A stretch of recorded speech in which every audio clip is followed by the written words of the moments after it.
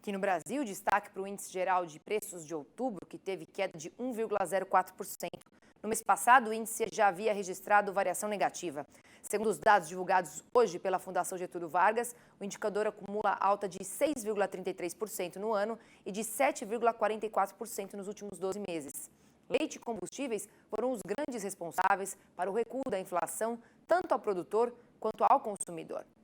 E a inflação começou primeiro no Brasil, o Banco Central aumentou os juros e depois ela caiu e agora estamos em um processo de deflação.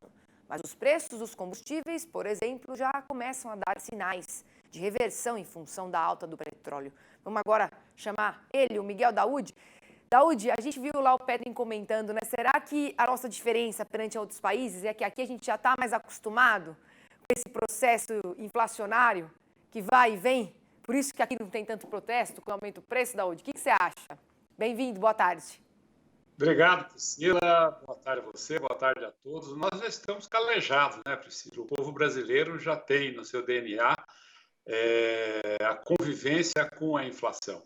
A inflação, ela é um fenômeno econômico que decorre do desequilíbrio entre oferta e demanda e tira o poder de compra dos brasileiros, né? O Petring falava lá de Paris agora que o litro da gasolina lá está a quase R$10.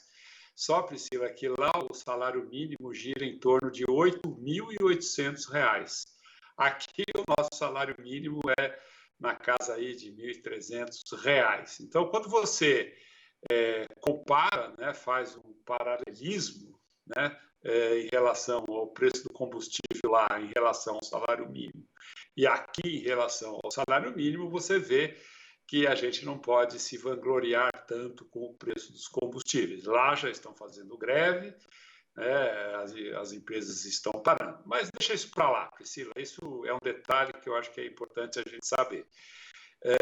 Você não tem a dúvida, né, que o Brasil hoje teve, inicialmente foi mais afetado, né, pela pandemia, depois pela guerra da Ucrânia, em que os preços subiram demais, o petróleo subiu demais. A Petrobras tem a sua política de paridade de preço internacional, que, na minha opinião, não deveria ser essa, e acabou.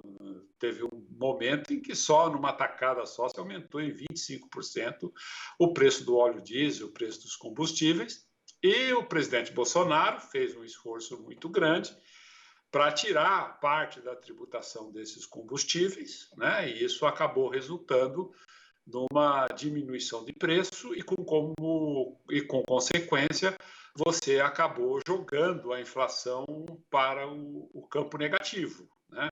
Só que nós já começamos a observar uma volta do preço dos combustíveis, uma vez que a paridade da Petrobras agora ela está ao contrário, ela vem segurando os preços, mas existe uma refinaria privatizada lá de Mataripe, na Bahia, que vem corrigindo os preços. E a gente corre até o risco, se esses preços não forem corrigidos, de faltar combustível, porque nós temos mais de 300 empresas que importam e vendem combustível aqui.